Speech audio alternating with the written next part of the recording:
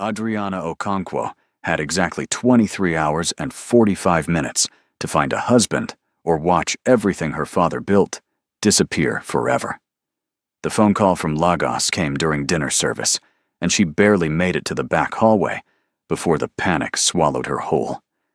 An ancient clause in her father's will, a greedy uncle, and a birthday she'd somehow forgotten was tomorrow. Her sisters would lose their school fees. Her mother would lose the house. All because some traditional rule said a woman needed a husband to inherit what should have been hers.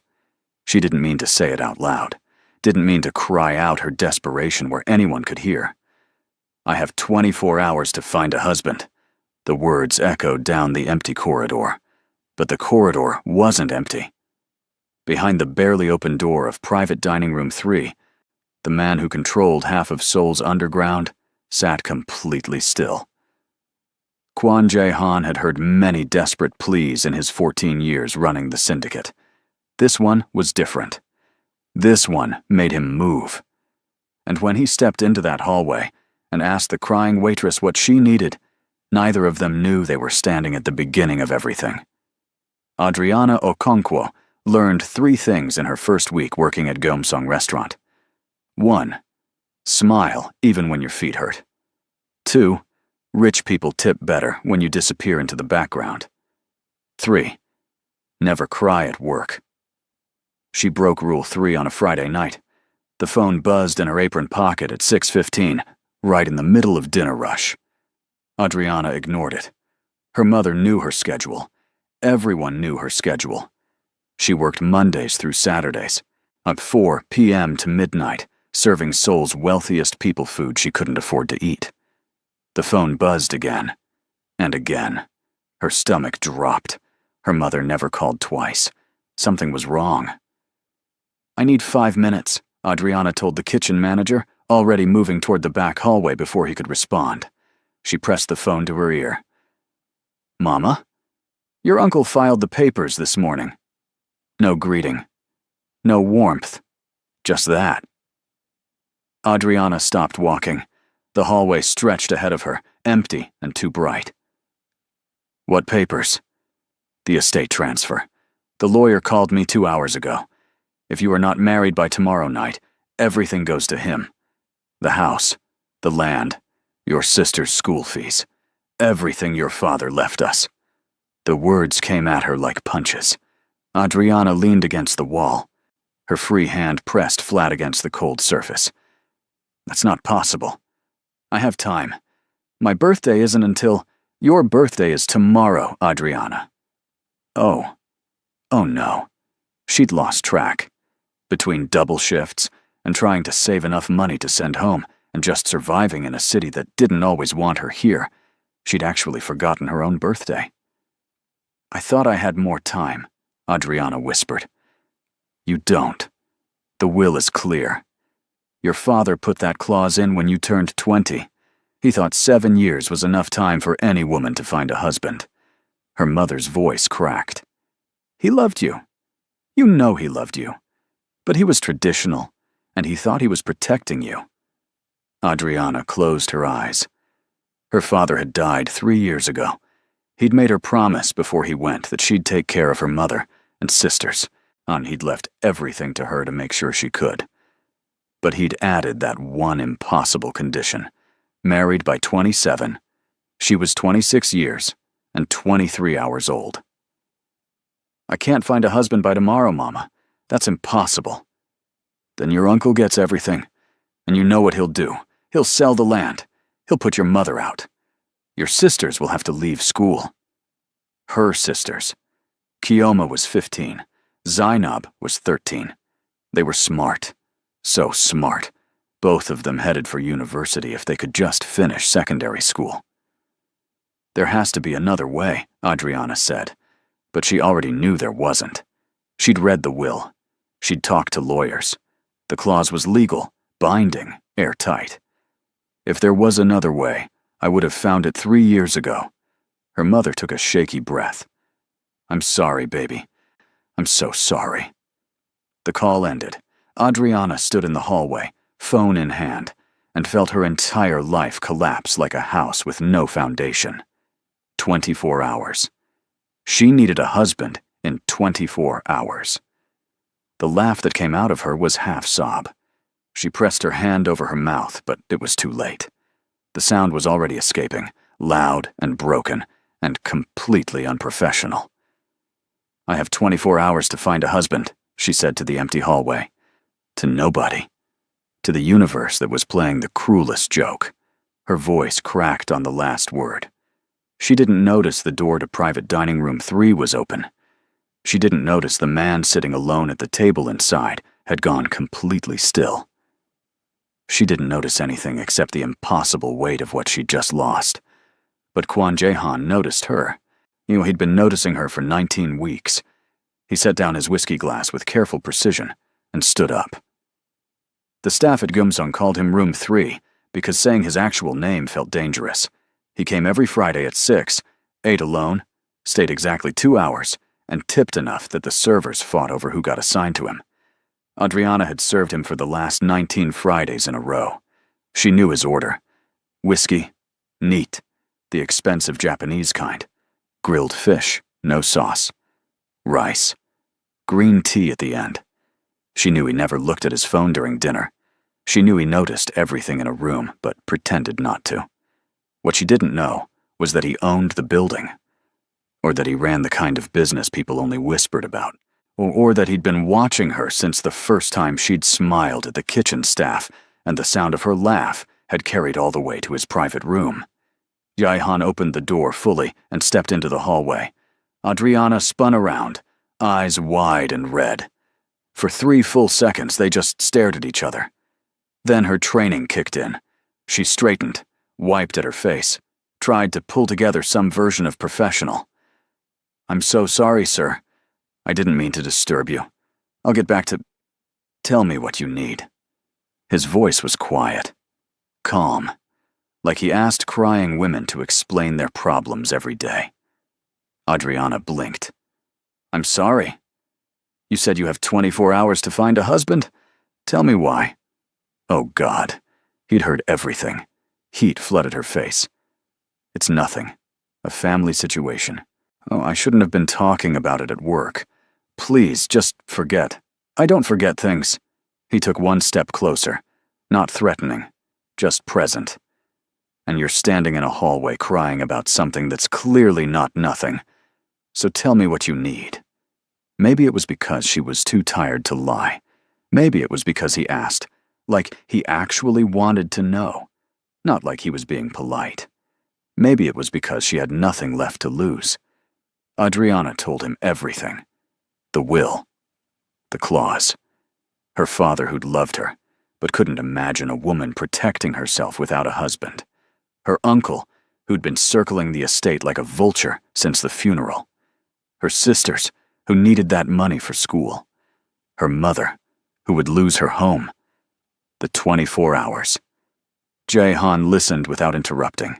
His expression didn't change. When she finished, he was quiet for a long moment. Then he said, "I have a proposal. If you're already hooked by this story, do me a favor and hit that subscribe button. Trust me, you'll want to see where this goes." Now, back to Adriana's impossible night. "What kind of proposal?" Adriana asked slowly. "A legal marriage. We file the paperwork tonight. I have a lawyer who can make it happen. By tomorrow evening, you'll be married. Your father's estate will be protected." Adriana stared at him. "You're joking. I don't joke about legal documents. You don't even know me. I know you show up on time every shift. I know you remember every regular's order. I know you're kind to the kitchen staff even when you're too busy to breathe. I know you send most of your paycheck home because I've heard you on the phone with your mother talking about exchange rates." He paused. "And I know you need a solution to an impossible problem. I'm offering you one." "Why would you do this?" Adriana's voice came out sharper than she meant it to. "People don't just offer to marry strangers. What do you want?" "My grandmother is dying." The words were flat, emotionless, but something flickered in his eyes. "She has weeks left, maybe less. Her only wish before she dies is to see me married. Not engaged, not dating, Married to someone real. Real? Everyone in my circle knows everyone else. Any woman I chose from that world, my grandmother would see through it. She'd know it was arranged. Performative. His mouth tightened. She spent her whole life reading people. No, I can't lie to her. Not about this. Adriana processed this slowly. So, you want me to pretend to be your wife for your dying grandmother? Yes. For how long? 6 months. After that, we divorce quietly. You get your inheritance secured. I get my grandmother's peace. We both get what we need. It was insane. Completely insane. Who are you? Adriana asked. Really, you eat alone in private dining rooms. You tip like money means nothing. People are scared of you. So who are you? Jaehan's expression didn't change. I'll answer that question fully and honestly before you sign any papers. You have my word. Your word. Yes. Adriana looked at him. Really looked. He was maybe 8 years older than her, dressed simply, but everything about him screamed money and control. His face was hard to read. He stood like someone who'd never been surprised by anything in his life. He was also offering her the only solution she had. If I say yes, she said carefully, I want things in writing. Every detail.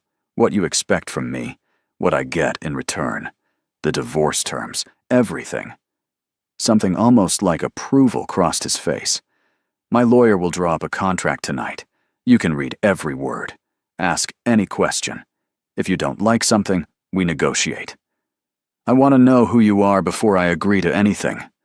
Fair. And I need to think about this.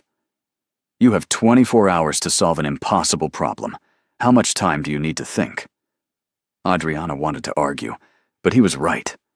What was she going to do? Spend the night researching marriage of convenience laws? She'd already looked into it 2 years ago when she first understood the will's deadline was real. She knew it would work legally. The question was whether she trusted this man. She didn't know him, but she also didn't have options. 2 hours, she said. Give me 2 hours to finish my shift and actually think. Then I'll give you an answer. Jaehan pulled out his phone, typed something, and showed her the screen. A phone number. Call me when you decide. I'll have my lawyer on standby either way. Adriana saved the number with shaking hands. She went back to work in a daze, served tables, smiled, brought drinks. Her mind was spinning the entire time. This was crazy. This was her only option. This was crazy. At 8 o'clock, she took her break in the staff room and called her best friend Nkichi. Girl, you sound weird. What's wrong? Adriana explained the whole thing at a rush. The deadline, the stranger, the offer. Nkichi was quiet for a long moment. Then, okay. First, what's his name? Kwon Jae-han. More silence. Then, very quietly, oh, no. Adriana's stomach dropped. What? Who is he? You know how I told you my brother works in finance? Like the kind of finance where you don't ask too many questions? Yes? He's mentioned that name. Adriana, this man is not just rich. He runs things. Like actual organized things. The kind of things that have territories and rules and people who disappear if they break them. The hallway tilted slightly. He's a criminal? He's someone very powerful in a world that doesn't follow normal laws. My brother says the Kwon family controls half of Gangnam's real business, not restaurants and shops. The real business. Adriana closed her eyes. So I should say, no. I didn't say that. Nkichi, look, I'm just telling you who he is. What you do with that information is up to you. But Adriana, think about this. Why would a man like that need to fake a marriage? He could have any woman he wants. He said his grandmother is dying and she wants to see him with someone real. And you believe that? Did she? Adriana thought about the way he'd stood in the hallway, the way he'd asked what she needed, not what was wrong, the complete absence of pity in his voice. I think he was telling the truth about his grandmother, she said slowly. I don't know about the rest. Then you need to decide if you trust him enough to gamble on this, because that's what this is. A gamble. Your inheritance against 6 months of your life tied to a man you don't know. After the call ended, Adriana sat alone in the staff room and let herself really think. If she said no, she lost everything tomorrow. Her sisters would have to leave school. Her mother would lose her home. 3 years of her father's hard work, gone to an uncle who'd never cared about any of them. If she said yes, she married a stranger. A dangerous stranger. But she got to keep her family's future. 6 months. She could survive anything for 6 months. Adriana pulled out her phone and called the number Jahan had given her. He answered on the first ring. Yes? I need you to answer my question first. Who are you? What do you actually do? I run a syndicate. We control territory, businesses, almost certain operations in Seoul that exist outside legal channels. I inherited it from my father. I've run it for 14 years. The honesty was almost worse than a lie would have been. So, you're telling me you're a criminal. I'm telling you, I operate in spaces the law doesn't reach. Whether that makes me a criminal depends on your definition. That's not comforting. It's not meant to be comforting. It's meant to be true. You asked who I am. That's who I am. Adriana took a breath. If I marry you, am I in danger? No. How can you promise that? Because nobody touches what's mine. If you become my wife, even temporarily, you become untouchable. That's how this world works. Something about the certainty in his voice made her believe him. I want the contract to say you'll never involve me in anything illegal.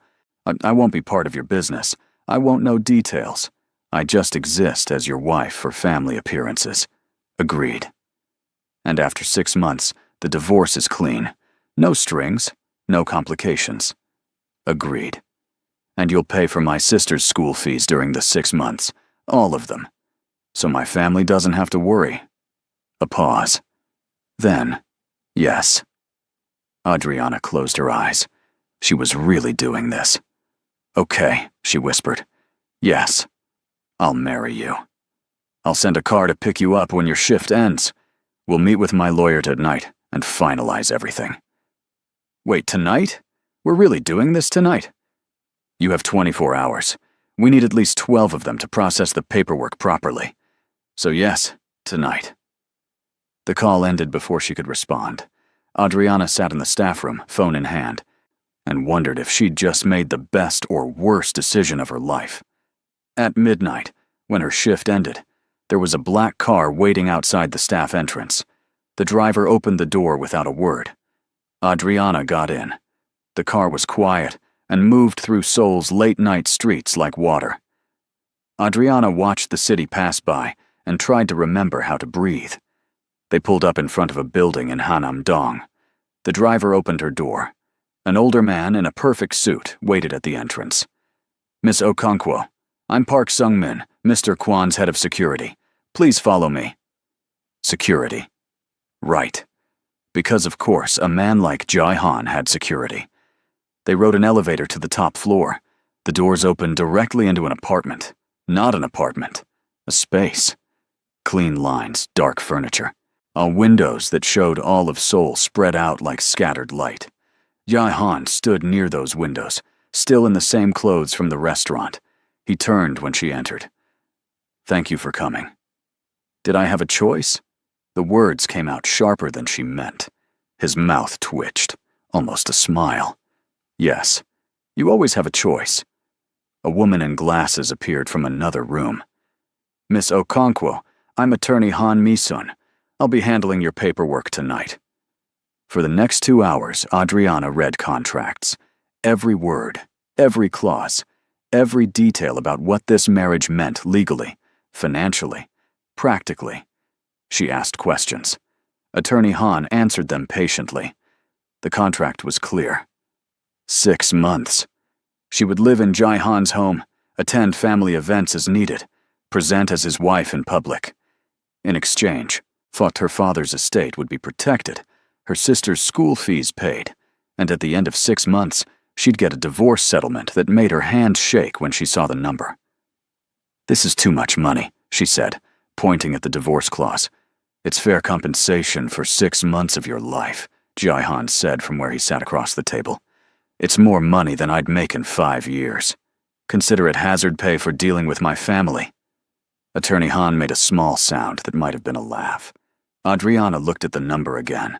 With that money, she could go back to school, actually finish her degree, maybe start the catering business she'd dreamed about since she was 16. I want one more thing in the contract, she said. Jaihan raised an eyebrow. What? Honesty.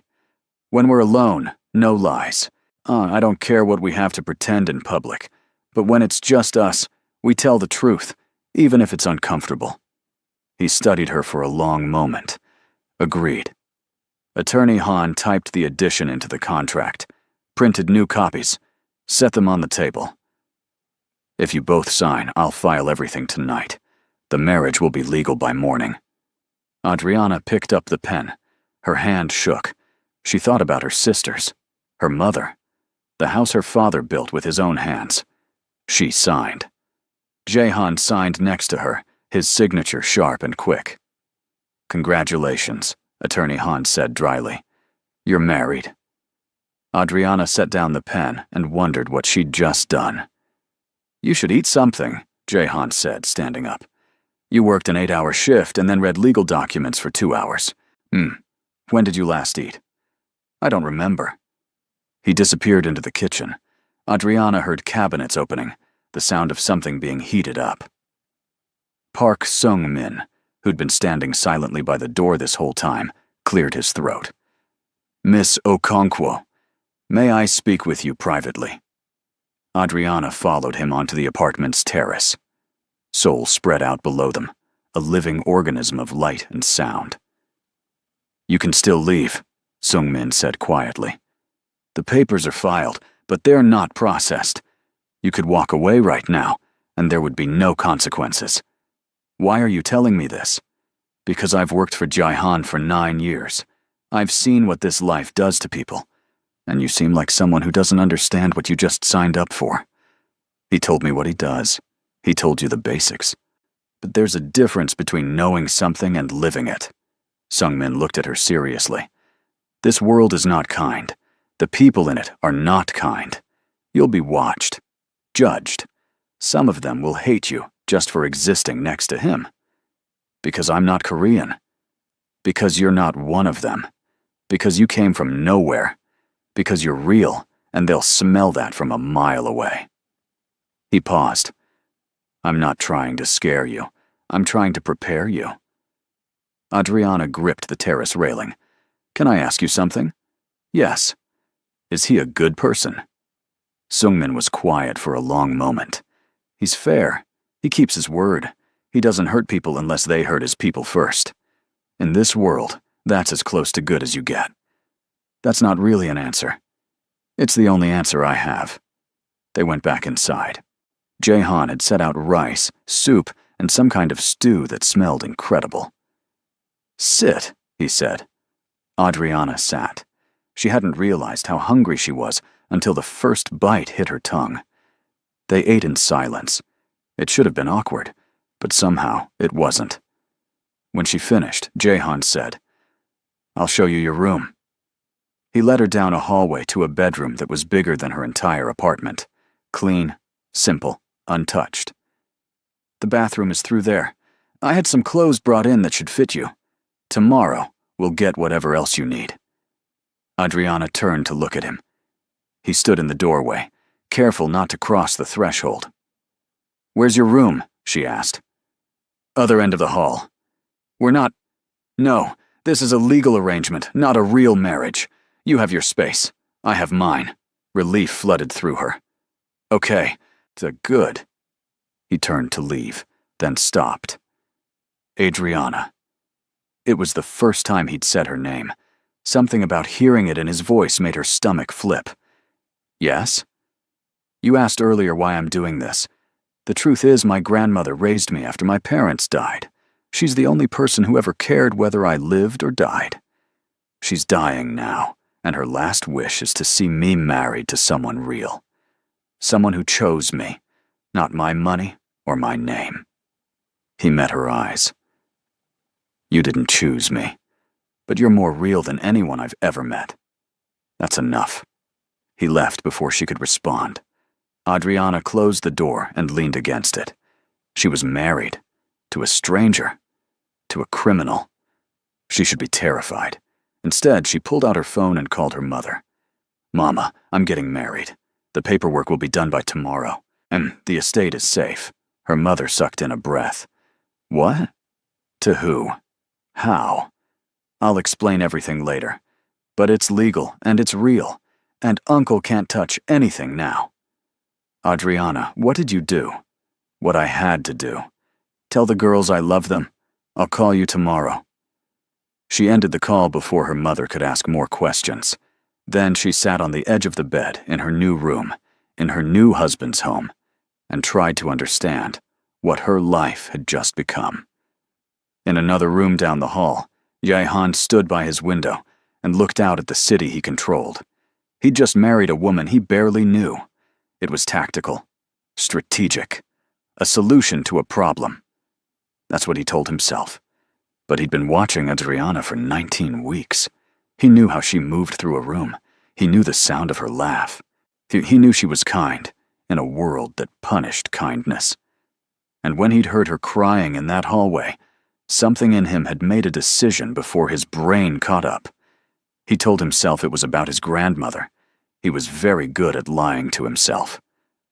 Sungmin appeared in the doorway. "She's in her room.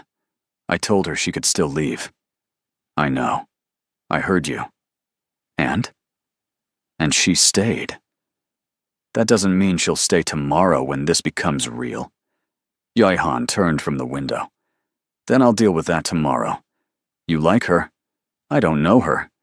"That's not what I said." Jaehan looked at his oldest friend. Don't.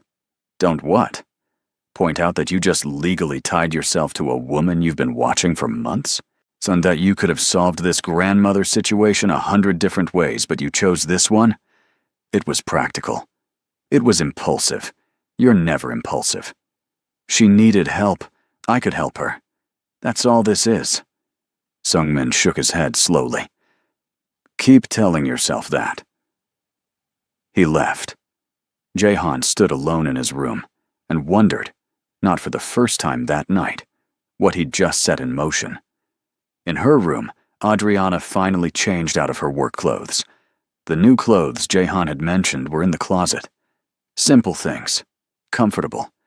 Exactly her size, which meant he'd paid attention. That thought sat uncomfortably in her chest. She lay down on the bed. It was too soft. Too big. Everything about this place was too much. Tomorrow she'd be legally married. Tomorrow her family's future would be secure. And tomorrow she'd start 6 months of pretending to be someone's wife. She should sleep. She needed to sleep. Instead, she stared at the ceiling and thought about the way Jaehan had said her name, like he'd been practicing it. Adriana woke up confused. The bed was too soft. The room was too quiet. The ceiling was the wrong color. Then she remembered.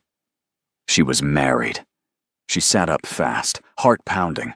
Sunlight poured through windows she didn't recognize. Her phone said 7:30. She'd slept maybe 4 hours. There was a knock on the door. Yes? Her voice came out rough. Breakfast is ready when you are. Jaehan's voice came through the door. No rush. She heard his footsteps retreat down the hallway. Adriana got up and stared at herself in the bathroom mirror. Same face, same person, completely different life. She showered quickly, changed into the clothes from the closet, jeans and a soft sweater that fit perfectly, and followed the smell of coffee. The kitchen was all clean lines and marble. Jaehan stood at the counter, pouring coffee into 2 mugs. He'd changed into different clothes, dark and simple. He looked like he'd slept fine. Good morning, he said.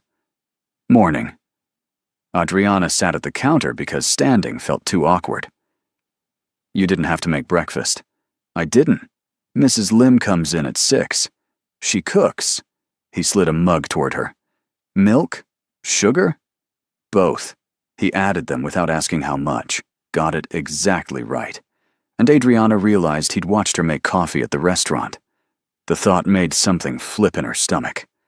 An older woman appeared from somewhere with plates of food. She looked at Adriana with open curiosity but said nothing. "Mrs. Lim, this is Adriana. My wife." Jahan said it like he was introducing a business associate. "Adriana, this is Mrs. Lim. She manages the house." Mrs. Lim's eyes went wide. Then she recovered, bowed slightly, and said something in rapid Korean. "She says welcome and congratulations," Jahan translated. "Thank you," Adriana said in Korean, one of the few phrases she knew well. Mrs. Lim's face broke into a smile. They ate in silence. The food was simple: rice, eggs, vegetables, soup. Adriana was too nervous to taste any of it properly. "Your mother will want to know details," Jahan said finally. "What are you going to tell her?" "The truth, that we got married to solve a legal problem." "Will she believe that's all it is?" Adriana thought about her mother, who could read her like a book even over the phone. "Probably not. But I'll try. You could tell her we met at the restaurant, that we've known each other for a while. It's not a lie. It's not exactly the truth either. The truth is we barely know each other, and we got married in 12 hours. That sounds insane." "It is insane." He almost smiled. "Fair point." Adriana set down her chopsticks. "Can I ask you something?" "You can ask me anything." That was the agreement. "Do you regret this, now that it's morning and real?" Jahan looked at her directly. His eyes were dark and hard to read. "I don't regret things. I make decisions, and I follow through. I decided to marry you. So no, I don't regret it." "That's not really an answer." "It's the only answer I have right now." He paused. "Do you regret it?" Adriana thought about her sisters staying in school, her mother keeping her home, the future her father had wanted for them, secured. "No, I don't regret it." "Good." They finished breakfast in more silence. Mrs. Lim cleared the plates and disappeared again. "I need to make some calls," Jahan said, standing. "You should call your family. Let them know everything is settled. Attorney Han will send the estate documents to your mother's lawyer by this afternoon." "That fast?" "I told you. When I decide something, I follow through." He left the kitchen. Adriana pulled out her phone and stared at her mother's number for a full minute before calling. Her mother answered immediately. "Explain. Now." "Good morning to you too, Mama." "Don't." "Good morning, me. You called last night and said you're getting married." To who?" "How? Why didn't you tell me you were even seeing someone?" Adriana took a breath. "His name is Kwon Jae-han. He's Korean. We met at the restaurant where I work. We've known each other for a while. All technically true. And you decided to marry him in 24 hours? The timing was because of Papa's will. We were going to wait, but then the deadline happened and we just did it fast." "How long is a while?" "A few months." Also technically true. She'd known of him for months. Her mother was quiet for a long moment. "Are you safe?" The question hit Adriana in the chest. "Yes, Mama. I'm safe." "Are you happy?" That one was harder. "I'm okay. This is good. It's going to be fine." "That's not what I asked." "I know." Another pause. Then her mother sighed. "Your sisters want to talk to you." So they're screaming in the background. The phone rustled, and suddenly Chioma's voice burst through. "You got married and didn't tell us. Are you serious right now? I'm sorry. It happened so fast." "Is he cute?" That was Zainab, yelling from somewhere nearby. "Give me the phone." More rustling. Then Zainab. "Sis, you have to send pictures. Is he tall? Does he treat you good?" Adriana found herself smiling despite everything. "He's tall. And yes, he treats me well." "When can we meet him?" "Soon. I promise. But right now, I need to get settled, okay? The important thing is the estate is protected.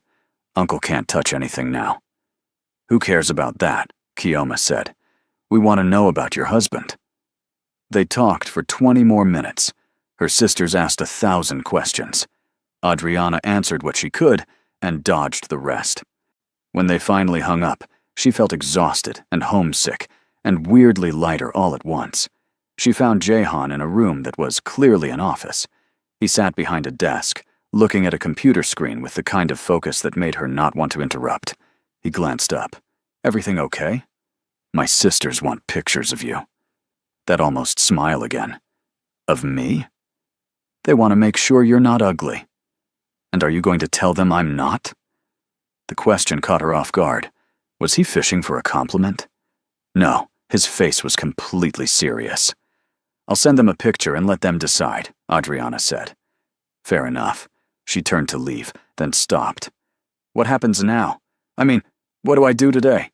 Do you have rules, expectations? This is your home now. Do whatever you want." That's not helpful. Jahan leaned back in his chair. "I work most of the day, usually from here.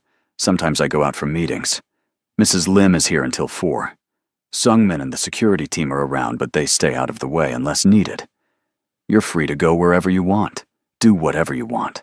This isn't a prison. But I'm supposed to be your wife. You are my wife, legally. But that doesn't mean you're trapped here." Adriana processed this. "When do I meet your grandmother?" "Tomorrow. I'll take you to see her tomorrow afternoon. That gives you today to settle in." "Okay." She went back to her room and sat on the bed. Her phone buzzed. A text from Nkechi. "Girl, you really did it? You married him?" Adriana typed back. "Yes, I'm at his place now." 3 dots appeared. Then, "How is it?" "Weird." "He's nice?" "I think." "I don't know. This is so strange." "Do you feel safe?" Adriana looked around the beautiful empty room. "Yeah, I do." "Then take it one day at a time. You got this." Adriana spent the rest of the morning unpacking the small bag she'd brought with her. Her entire life fit into one duffel bag.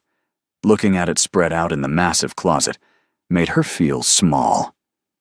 Mrs. Lim appeared around noon with lunch. She said something in Korean, gesturing at the food. "Thank you," Adriana said.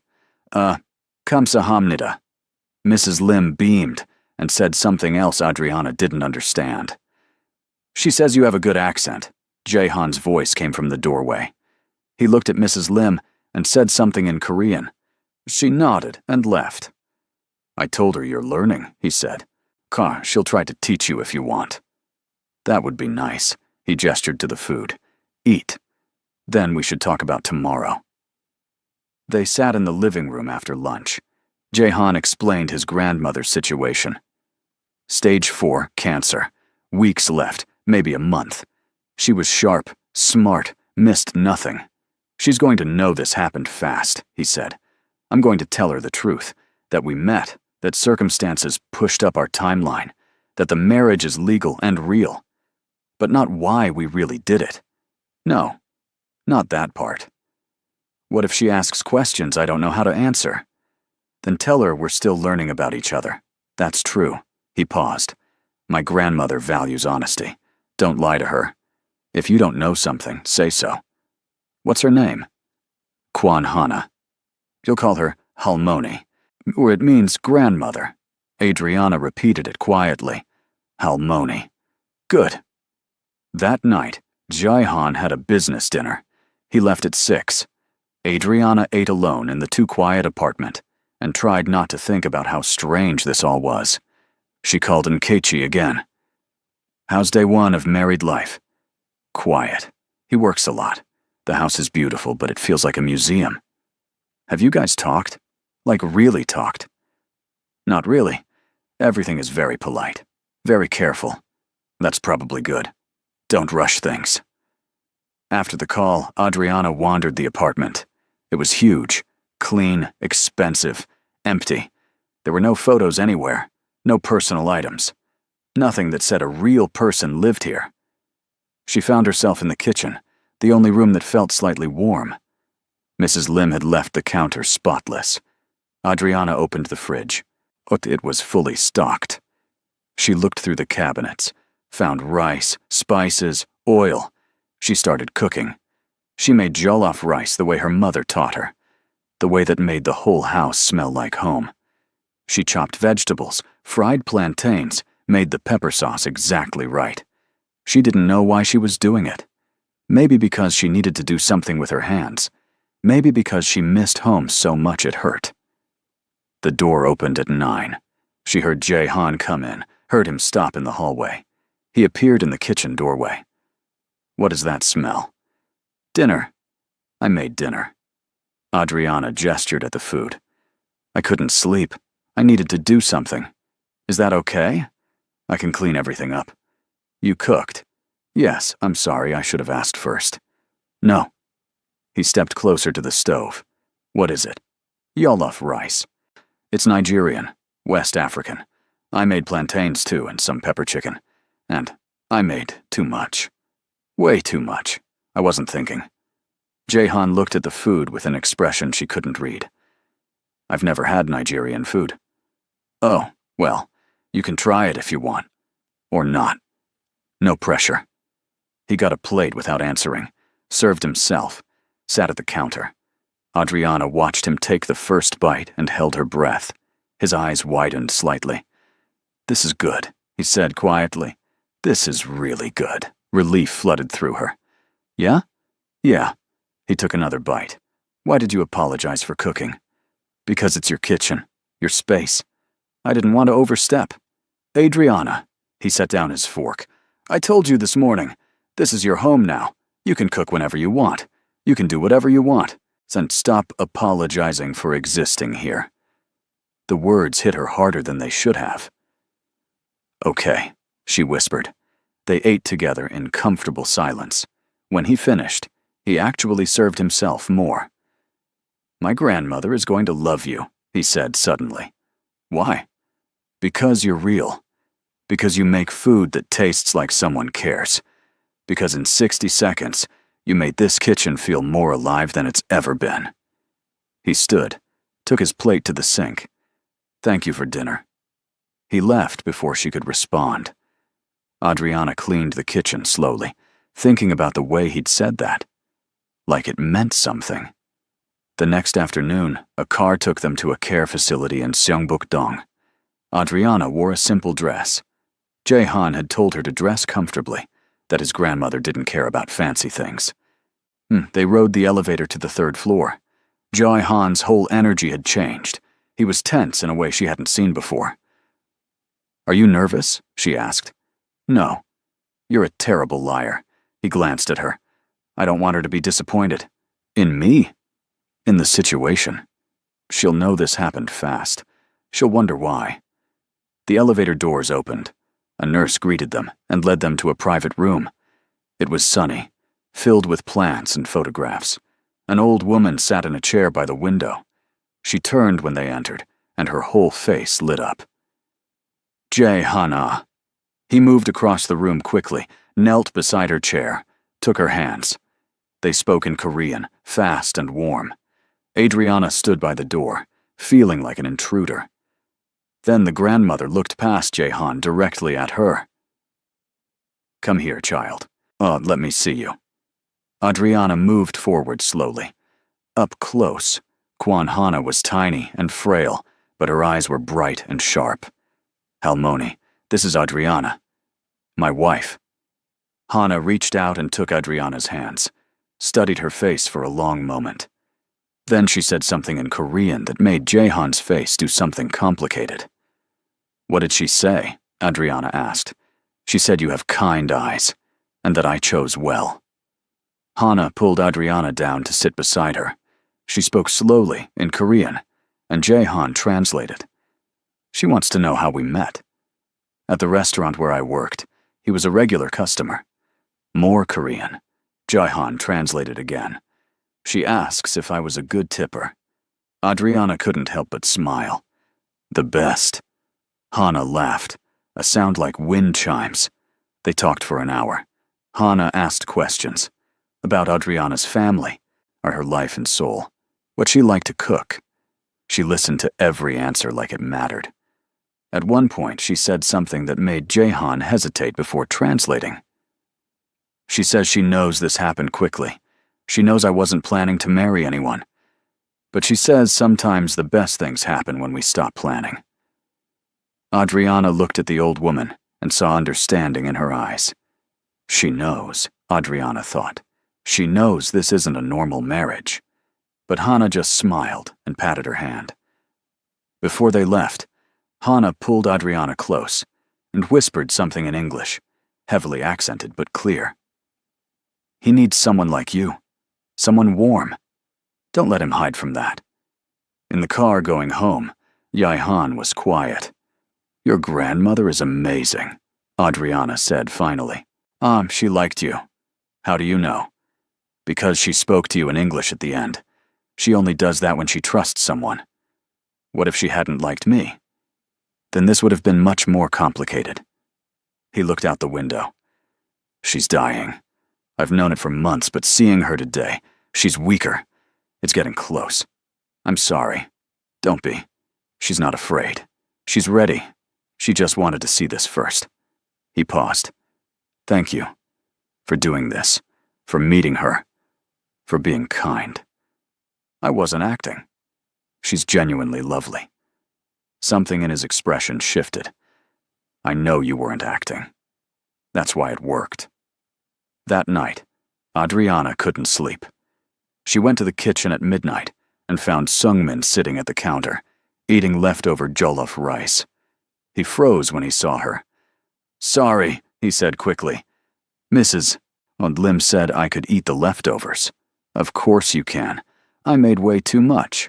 Adriana sat across from him. Is it good? It's incredible. What is this? Jollof rice. Nigerian. Can you teach Mrs. Lim how to make it? Adriana laughed.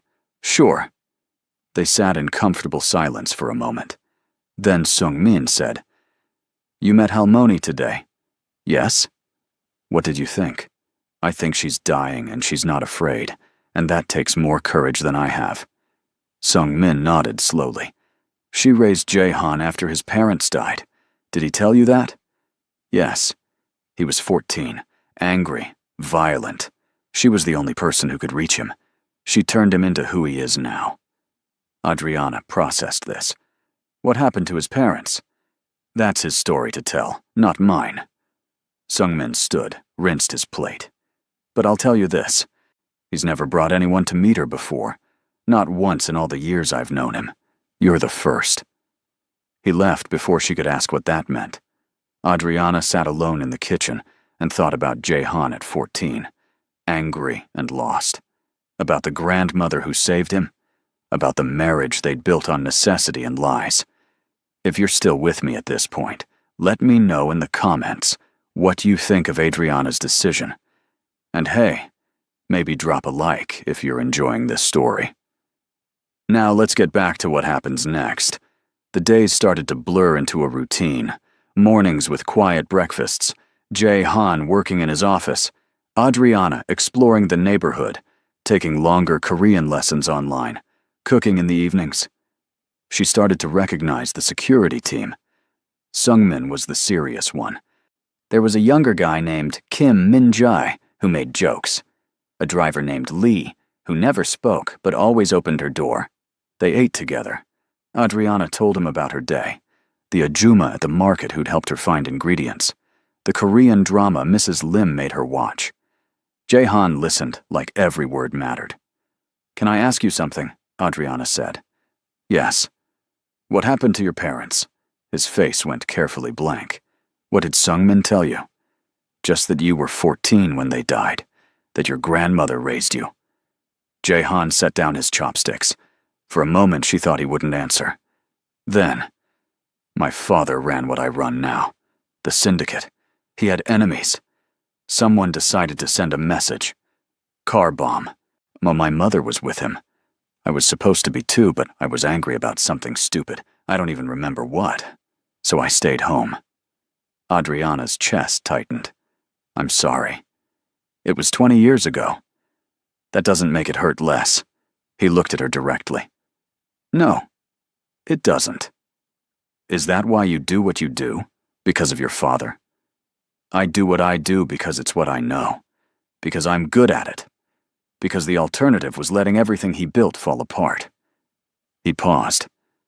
And because I was very angry for a very long time, and this gave me somewhere to put that anger. Are you still angry? Not like I was. Halmoni helped with that. She made me understand that anger without purpose just destroys you. They sat in silence for a moment. Thank you for telling me, Adriana said quietly. You asked, when we agreed on honesty. That night, Adriana lay in bed and thought about Jehan at 14, losing everything, growing up in a world of violence, becoming someone who controlled that violence instead of being destroyed by it. She thought about the way he'd looked when he talked about his grandmother. She thought about the careful distance he kept from everyone and everything. And she thought about the way that distance seemed slightly smaller when he was sitting across from her at dinner. 3 weeks in, they had their first public appearance together, a charity gala. Black tie. Jehan's business world. Adriana spent the afternoon getting ready. A stylist came to the apartment, brought 3 dresses, did her hair and makeup. When she walked out of her room, Jehan was waiting in the living room. He looked up and went completely still. Is it too much? Adriana asked, suddenly self-conscious. No, you look beautiful. The way he said it made her skin feel warm. In the car, he briefed her on who would be there, names, faces, what they did. She tried to remember it all, but there were too many. Just stay close to me, he said finally. If anyone makes you uncomfortable, tell me. I'll be fine. Adriana. What? These people are not kind. They're going to stare. They're going to whisper. Some of them will say things designed to make you feel small. His voice was hard. I need you to tell me if that happens. So you can do what? Make it stop. The gala was in a hotel ballroom that looked like it cost more money than Adriana had seen in her life. Crystal chandeliers, marble floors, and people dressed like they were attending a royal wedding. The stares started immediately. She felt every single one. Jehan's hand settled on the small of her back, warm and steady. He guided her through the room, introducing her to people whose names she forgot immediately. They smiled. They said congratulations. They looked at her like she was an exotic animal at a zoo. One woman, dripping in diamonds, said in perfect English, "How refreshing that Jehan found someone so unique." The word unique landed like a slap. Thank you, Adriana said with her brightest smile. I think being unique is better than being boring. The woman's smile froze. Jehan's hand tightened slightly on her back. When they moved away, he leaned down and whispered, "That was perfect." She was being a jerk. I know. Now you handled it better than I would have. They made it through dinner, through speeches, through endless small talk. Then a man approached their table. Older, sharp suit, sharper eyes. Jehan, I heard you got married. I had to see for myself. Mr. Cho, Jehan's voice went colder. This is my wife, Adriana. Mr. Cho looked at her like she was something he might step on. Interesting choice. Very unexpected. That's what makes it interesting, Jehan said. I'm sure. Though one wonders about the timing. So sudden. Almost like there was some urgent reason. Adriana felt Jehan tense beside her. The timing, she said clearly, was because when you know, you know. Why wait? Mr. Cho's eyes narrowed. Indeed. Well, congratulations. I'm sure this will be very educational for both of you. He walked away. Who was that? Adriana asked. Someone who thinks he's more important than he is. Jehan stood. We're leaving. We just got here. We've been here long enough. Come on. In the car, his jaw was tight. Are you angry? Adriana asked. Yes. At me? At him. At everyone in that room who looked at you like you didn't belong. He turned to face her. You handled it perfectly. Better than I had any right to expect. But I hated every second of it. I'm used to people staring. You shouldn't have to be. Something about the quiet fury in his voice made her chest feel tight. It's okay, she said softly. Really? It's not okay. They drove in silence for a while. Then Adriana said, "Can I ask you something?" "Always." Why did that man think our timing was suspicious? Jaehan was quiet for a moment. Because in my world, marriage is usually strategic, an alliance, a merger. Me marrying someone outside that world, someone no one knows, it raises questions. About what? About why I did it, what I'm hiding, what advantage I'm trying to gain. But you're not hiding anything. He looked at her strangely. Aren't I? Before she could ask what that meant, they arrived home. Adriana went to change.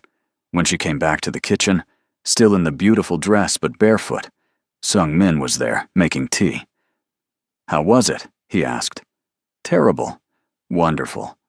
I don't know." She sat at the counter. "Do you go to those things?" "Sometimes. When Jaehan needs extra security." "Does he have a lot of enemies?" "In his line of work, everyone has enemies. That's comforting." Sung-min smiled slightly. "You did well tonight. I heard about Mr. Cho."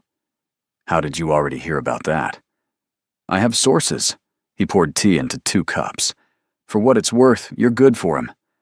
"I'm a contract employee. I'm here for 6 months. You're here right now. And right now, he's different than I've seen him in years." "Different how?" "He smiles sometimes. He comes home earlier. He actually eats dinner instead of working through it." Sung-min slid a cup toward her. "That's because of you." "That's because he has someone in his space. Anyone would change his routine." "You keep telling yourself that." After Sung-min left, Adriana sat alone with her tea. 4 weeks into a 6-month arrangement. 2 months left. The thought made something twist in her stomach. She told herself it was just anxiety about what came next, where she'd live after this, but what she'd do. She told herself it had nothing to do with the way Jaehan had looked at her tonight, or the way his hand had felt on her back, or the way he'd said, "You're beautiful," like it was a fact, not a compliment. She was very good at lying to herself. Upstairs, Jaehan stood in his room and tried not to think about Adriana in that dress, or the way she'd handled herself tonight with more grace than anyone he knew, or the way something in him had wanted to destroy Mr. Cho for looking at her like that. He'd married her for practical reasons, a solution to a problem. That's what he kept telling himself. He was lying, and he knew it. Week 5 started with a phone call that made Adriana's blood run cold. "I'm coming to Seoul," her mother's voice. No greeting, just that. "What? When?" "Or why?" "Because my daughter got married, and I haven't met her husband. I'm coming next week. I already bought the ticket." Adriana sat down hard on her bed. "Mama, you can't just show up." "I can, and I am, unless you're hiding something from me." "I'm not hiding anything." "Good. Then I'll see you Tuesday." The call ended. Adriana found Jaehan in his office. He looked up when she knocked. "My mother is coming. Next week. She wants to meet you." He set down his pen. "Okay. Okay. That's all you have to say?" "What do you want me to say?" "She's going to have questions. She's going to watch us. My mother doesn't miss anything." Adriana paced the room. "She's going to know this isn't normal." Jaehan stood up. "Then we make it look normal." "How?" "We spend the next week acting like a real married couple. Learn each other's habits. Build a story that makes sense. When she gets here, we'll be prepared." "You make it sound simple." "It is simple. We're already living together. We already eat dinner together most nights. We just need to look more comfortable with each other." Adriana stopped pacing. "What does that mean?" "It means we need to act like we're used to being close, like touching each other isn't strange." Her stomach flipped. "Oh, unless that makes you uncomfortable." "No, it's fine. It's practical." She was definitely lying. "When do we start?" "Now." For the next week, things shifted. Jaehan started sitting closer to her at dinner. Their knees would bump under the table, and neither of them would move away. He'd put his hand on her shoulder when he passed behind her chair. She'd touch his arm when she was talking, to let her hand rest there for an extra second. They watched a movie together on the couch, started out on opposite ends, ended with her feet tucked under her, and him close enough that she could feel the warmth of him. It was all practice, all preparation. That's what Adriana told herself. But when his hand brushed hers reaching for the remote, and neither of them pulled away, it didn't feel like practice. "Tell me about your mother," Jahan said one night over dinner. "What should I know?" "She's smart. Scary smart. She raised 4 kids mostly alone after my dad got sick. She can read people in about 30 seconds. "What will she ask me?" "Everything. How we met. When you knew you wanted to marry me. What your intentions are. Whether you're treating me well." Adriana paused. "Well, she's going to want to know you're good enough for me." "Am I?" The question caught her off guard. "What?" "Good enough for you, in her eyes." "I don't know. Are you?" He looked at her across the table. "Probably not. But I'll try to convince her otherwise." Tuesday came too fast. Adriana went to the airport alone. Her mother came through arrivals looking exactly the same, elegant and tired and seeing everything. They hugged hard. "Let me look at you," her mother said, holding her at arm's length. "You look different." "Different how?" "I don't know yet. I'll figure it out." In the car ride home, her mother asked casual questions that weren't casual at all, about the apartment, about Jahan's work, about how they spent their time. Adriana answered carefully, stuck to the story they'd built, met at the restaurant, got to know each other slowly, fell for each other faster than expected. Her mother listened to every word, and Adriana knew she was filing it all away. Jahan was waiting when they arrived. He'd come home early from work.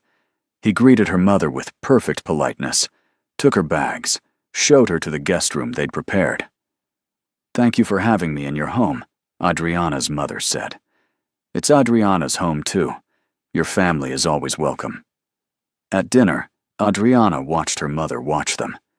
She saw her mother notice the way Jahan poured Adriana's water without asking. The way Adriana passed him dishes before he reached for them. The small, comfortable silences between them. Her mother didn't miss a thing. After dinner, while Jahan took a work call, Adriana's mother pulled her into the guest room. "Sit." Adriana sat. Her mother looked at her for a long moment. "That man watches you like you're the only person in the room. Mama, I'm not asking you anything. I'm telling you what I see." She paused. "When you talk about how you met, you're careful. Too careful. Like you rehearsed it." Adriana's heart started pounding. "We just want to tell it the same way. Or you're hiding how it really happened." Her mother tilted her head. "I know about your father's will. I know the deadline. I'm not stupid. I never said you were. So I'm going to ask you once, did you marry this man because you had to?" Adriana couldn't lie. Not directly. Not to her mother. "Yes," she whispered. "At first. But it's not like that anymore." "What is it like now?" "I don't know. Complicated." Her mother reached out and took her hand. "Does he treat you well?" "Yes." "Do you feel safe?" "Yes." "Do you love him?" Adriana's breath caught. "Mama, it's only been a few weeks." "That's not what I asked." "I don't know. Maybe. I think I might be starting to." Her mother squeezed her hand. "Then stop being so careful around each other. Stop acting like you have to prove something. Just be." That night, Adriana couldn't sleep. She went to the kitchen at midnight and found Jahan already there, standing by the window with a glass of whiskey. "Did I wake you?" he asked. "I wasn't asleep." "You?" "Same." She poured herself water and stood next to him. Seoul spread out below them, a million lights in the dark. "My mother knows," Adriana said quietly. "I know." "You know?" "She asked me this evening, after you went to bed, point blank, on did I marry you because of the inheritance deadline." Adriana's stomach dropped. "What did you say?" "I said yes. That's how it started. Then I told her it's not how it is now." "What did she say?" She asked me what my intentions were, whether I was going to hurt you. He took a sip of whiskey. I told her I would try very hard not to. Try? I don't know how to do this, Adriana. Any of this. I've spent 14 years making sure no one gets close enough to matter. And then you showed up crying in a hallway, and somehow in 5 weeks, you've gotten closer than anyone has in my entire adult life. The confession hung in the air between them. I don't know how to do this either, Adriana said softly. I came to Seoul to work and send money home and survive. I didn't plan on any of this. Do you regret it? She turned to look at him. Really look at the careful way he held himself, the walls he'd built so high, the tiny cracks she could see forming. No, she said. I don't regret it. He set down his glass, turned to face her fully. They were close enough that she could see the exact moment he decided something. Your mother asked me when I knew I wanted to marry you. I lied and said it was gradual. But the truth is, I decided in about 3 minutes. The second you explained the situation, I knew I was going to say yes. Why? Because I've been watching you for months. Because you're kind in a world that punishes kindness. Because hearing you cry felt like something breaking, and I wanted to fix it. He paused. And because for the first time in 14 years, I wanted something that wasn't about business or duty or survival. I just wanted to help you. Adriana couldn't breathe properly. Jae-han, I'm not asking you for anything. I'm just being honest. That was the agreement. He left the kitchen before she could respond. Adriana stood alone, heart racing, and realized she was in trouble. Deep trouble. The falling in love kind of trouble. Her mother stayed for 5 days. She cooked with Adriana, talked with Mrs. Lim through gestures and laughter. Charmed Sungmin completely, and she watched Adriana and Jae-han with knowing eyes. On her last night, she made dinner for everyone. Nigerian food that filled the apartment with smells that made Adriana homesick and comforted all at once. Jae-han ate 3 servings. You're going to make yourself sick, Adriana said. Worth it. Her mother smiled like she'd won something. At the airport, her mother hugged Adriana tight. That man loves you, she whispered. He doesn't know how to say it yet. Maybe he doesn't even know it himself. But he does. Mama, it's complicated. Love is always complicated. That's what makes it worth it. She pulled back. Whatever this started as, it's real now. Don't waste time pretending it isn't. The flight was called. Her mother left. Adriana stood at the airport and felt something shift inside her chest. Week 7 brought news that made everything stop. Halmoni was declining faster than expected. The hospital called. Jae-han left immediately. Adriana went with him. They found her sleeping, smaller than before, fragile in a way that hurt to see. When she woke, her eyes found Jae-han first. Then Adriana, and she smiled. Over the next week, they visited every day, sometimes twice a day. Adriana would sit with Halmoni, while Jae-han handled business calls in the hallway. She'd hold the old woman's hand, and they'd communicate through broken Korean and gestures and smiles. One afternoon, Halmoni squeezed her hand and said in careful English, "You love him." Adriana's eyes widened. It's complicated. Love is simple. Everything else is complicated. Halmoni's grip tightened. He needs you. He doesn't know how to need people. You teach him. I don't know how. You already do, just by being here, by being warm when he is cold, by staying when he expects you to leave. Tears burned Adriana's eyes. I'm scared. Good. Love should scare you. Means it's real. That night, Halmoni passed away. Peaceful. Quiet. I'm with Jae-han on one side and Adriana on the other. She'd held both their hands until the very end. The funeral was 3 days later. Traditional. Formal. Filled with people Adriana didn't know. She stood next to Jae-han through all of it. He didn't cry, didn't break, just stood there like stone. But his hand found hers during the service, held on tight. She held back just as hard.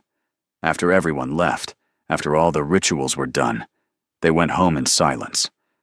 Jehan went straight to his room, closed the door. Adriana gave him an hour. Then she knocked. "I'm fine," came his voice. "No, you're not." Silence. "Can I come in?" More silence. Then, yes. He was sitting on the floor by the window, just sitting, staring at nothing. Adriana sat down next to him. "You don't have to stay," he said. I know. I'm not good company right now. I don't care." They sat in silence for a long time. Then, quietly, Jehan started talking. About his grandmother. About how she'd found him after his parents died, violent and angry and broken. How she'd refused to give up on him. How she'd taught him that strength wasn't about walls. It was about choosing what mattered and protecting it. She told me once that I'd know I was healing when I let someone see me completely and didn't flinch. His voice cracked slightly. "I haven't let anyone see me in 14 years. I'm seeing you right now." He turned to look at her. His eyes were red but dry. "I know," he said. "That's what scares me." Adriana reached out and took his hand, laced their fingers together. "You don't have to be scared with me." Something in his face broke, just for a second. Then he pulled her close, wrapped his arms around her, and held on like she was the only solid thing in a tilting world. They stayed like that for a long time. Week 8. Week 9. The apartment felt different after Halmoni died. Quieter, heavier. Jehan threw himself into work, came home late, ate dinner standing up. Adriana gave him space, but made sure food was waiting. Made sure the lights were on. Made sure he knew she was there. Slowly, he started coming back. Started eating at the table again. Started asking about her day. Started being present instead of just existing. Week 10 brought a message from Attorney Hahn. Reminder that the 6-month mark was approaching. Divorce paperwork would be filed in 2 weeks, unless otherwise instructed. Adriana stared at the email for 20 minutes. 2 weeks. Somewhere in the last 10 weeks, she'd stopped thinking about the end date, stopped planning what came next, just lived in the strange, comfortable present they'd built. But the end was coming, whether she'd planned for it or not. She needed to start looking for an apartment, figure out what she'd do next. The divorce settlement would give her options she'd never had before. She should be excited. This was what she'd signed up for. 6 months. Then freedom. Then her own life. The thought made her feel hollow. Jehan came home that night and found her at the kitchen counter with her laptop, looking at apartment listings. He stopped in the doorway. "What are you doing?" "Planning. We have 2 weeks left. I need to figure out where I'm going." His face went carefully blank. "Right, of course." He started to leave. Wait," Adriana said. "Can we talk about this?" "What's there to talk about? The arrangement was 6 months. It's been almost 6 months. You need to plan your next steps." "Is that really all you want to say?" "What do you want me to say, Adriana?" "I want you to tell me what you're thinking." He turned back to face her. "I'm thinking that you're looking at apartments in neighborhoods far from here. I'm thinking that you're already planning to leave. I'm thinking that I knew this was temporary, and I still let myself." He stopped. "Let yourself what?" "Nothing." "Forget it." "No. Say it." "I let myself forget this was an arrangement. I let myself get used to you being here. I let myself want things I had no right to want." His voice was tight. "That's on me, not you." Adriana stood up. "What if I got used to it too? Then we're both idiots who forgot the terms of our own contract. What if I don't want to follow the contract anymore?" The words hung there. Jehan stared at her. "What are you saying?" "I'm saying I don't know if I want to leave. I'm saying the last 10 weeks have been strange and complicated and somehow the best thing that's happened to me in years. I'm saying I think I'm falling in love with you, and that terrifies me. But here we are." Silence. Complete silence. Then Jehan crossed the room in 3 strides, took her face in his hands and kissed her. It was nothing like Adriana imagined a first kiss should be. It was desperate and searching, and felt like someone finally saying something they'd been holding back too long. When they broke apart, both breathing hard, Jehan rested his forehead against hers. "I signed the divorce papers this morning," he said quietly. Adriana's stomach dropped. "What?"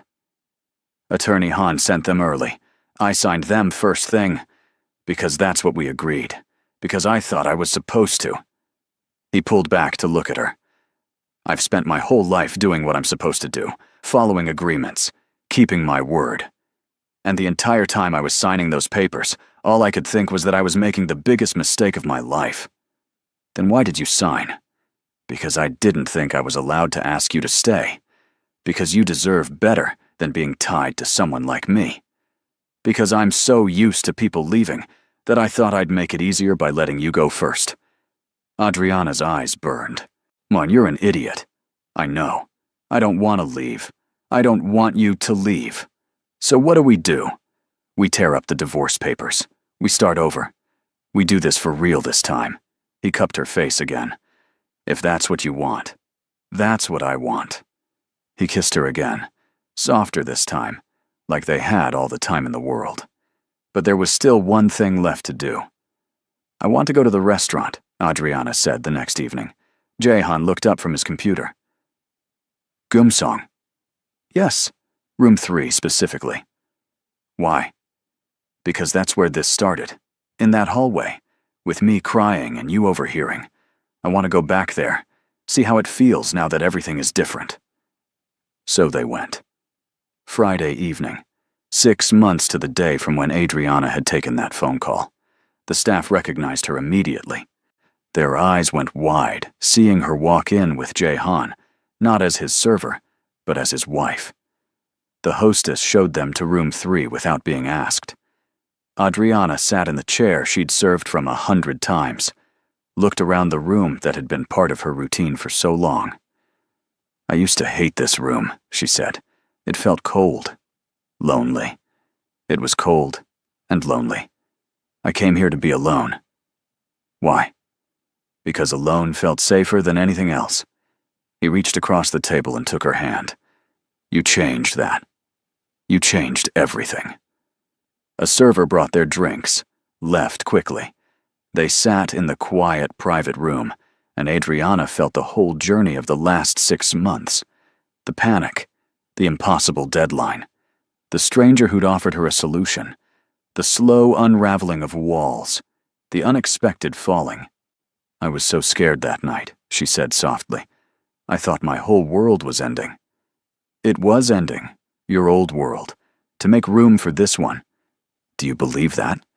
That things end so new things can start? I didn't used to, but I'm starting to." They ordered dinner, ate slowly, talked about everything and nothing. When the meal was done, Jehan pulled an envelope from his jacket. "What's that?" Adriana asked. "The divorce papers, the ones I signed." Her stomach flipped. "Why did you bring them?" He opened the envelope, pulled out the documents, set them on the table between them.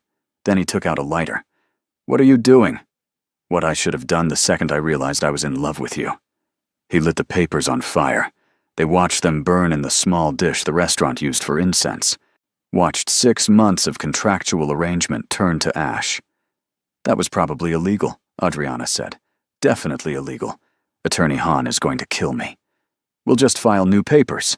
Marriage papers that aren't about arrangements or timelines or solving problems. Just about choosing each other. Yeah, just that." He stood up, held out his hand. She took it. They left room 3 together, walked past the hallway where she'd cried 6 months ago, past the kitchen where she'd worked for 2 years. In the car, Adriana said, "My sisters are going to lose their minds when I tell them this whole story." "Are you going to tell them the whole story?" "Eventually. Right now, I'm just going to tell them I'm staying married to you, and they're going to have to come visit. They're welcome anytime." "You say that now. Oh, wait until you meet them in person. They're chaos." "Good. That house needs more chaos. That night, they sat in the kitchen where so many important conversations had happened, where Adriana had cooked meals that made the apartment smell like home, where they'd learned each other slowly. "What happens now?" Adriana asked. "Now we live. For real this time. No contract. No end date. Just us figuring it out as we go. That's terrifying. Completely. I'm glad we're doing it anyway." "Me too." Sung-min walked in to get water, saw them sitting close together, actually smiling at each other, and shook his head. "Finally," he muttered. "I've been waiting 3 months for you two to figure it out." "You knew?" Adriana asked. "Everyone knew. You were the only two who didn't." After he left, Jae-han pulled Adriana closer. "For the record," he said quietly, "I started falling for you the 19th Friday you served my table. You laughed at something the sous chef said, and the sound carried all the way to room 3. I remember thinking I'd never heard anything that alive. That was 3 weeks before the phone call. I know. So you were already falling before I cried in the hallway." "Yes. Why didn't you say something?" "Because men like me don't get to have things like you. We don't get warmth and laughter and someone who makes a house feel like home. We get what we build through control and power and careful planning." He touched her face gently. "Then you needed help. And suddenly, I had an excuse to be near you, to bring you into my life. I told myself it was practical, a solution to mutual problems. But it wasn't. No, it was me being selfish and calling it strategy. I'm glad you were selfish. Me too." 6 months after the phone call that changed everything, Adriana stood in the kitchen of her home, her real home, with her husband, her real husband, and felt something she hadn't felt in the 3 years since her father died. Peace. Her family was protected. Her future was secure. And somehow, impossibly, she'd found love in the last place she'd expected to look. Before we wrap this up, I need you to do something for me. If this story moved you, if you felt those butterflies, if you're happy Adriana took that chance, hit that subscribe button. Share this with someone who needs to hear a story about unexpected love. Drop a comment telling me what part made your heart race. Now let's see where they are 1 year later. 1 year later. Adriana opened the restaurant doors at 6 p.m. on a Friday. Not Gumsong, her own place. Small, warm, serving Nigerian and Korean fusion food that had Seoul food bloggers losing their minds. The reviews called it unexpected, daring, absolutely delicious. Adriana called it home. Mrs. Lim worked in the kitchen with her. Sung-min handled security, though he mostly just sat at the bar and tasted new recipes. Her sisters had visited twice, fallen in love with Seoul, and were already planning their university applications. And every Friday at 6:30, Jae-han came in and sat at the same table in the corner. His table. Adriana brought him his order, the special menu she made just for him, and sat down across from him. "How was your day?" she asked. "Long. I'm better now." "Charmer. I learned from the best." They ate together while the restaurant filled up around them. Young couples, families, business dinners, all of them enjoying food that came from Adriana's heart and hands. After service ended, after the last customer left, after the staff cleaned up and headed home, Adriana and Jae-han walked back to their apartment hand in hand. The same apartment, but different now, filled with photos. With plants Adriana insisted on buying, even though she killed half of them. With the sounds of her video calls with her family. With warmth. "I got a letter today," Jae-han said as they got ready for bed, "from Halmoni's lawyer." "What kind of letter?" "She left something for you. Wanted me to give it to you on our first anniversary." He handed her an envelope. Inside was a note in shaky handwriting, half Korean, half English. "My dear Adriana, if you are reading this, it means my stubborn grandson finally told you he loves you. It means you stayed. It means I was right. I knew from the moment I met you that you were the one who would save him. Not from danger, not from his work, from himself. From the walls he built so high he forgot what it felt like to be warm.